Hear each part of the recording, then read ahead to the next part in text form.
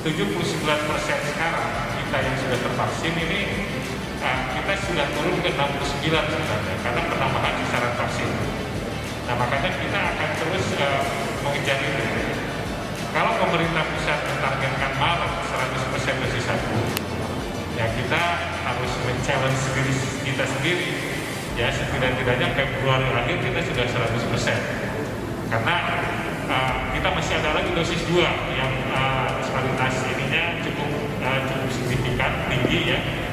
Kemudian juga kita masih punya dosis 3 ya. Jadi sekali lagi komitmen kami dan jajaran tentunya tidak akan mempermasalahkan terkait ini. Ya.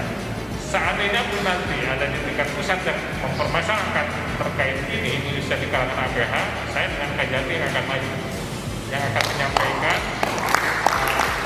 alasan-alasan hukum, ya. Nah, kenapa kita harus berani mengambil keputusan itu?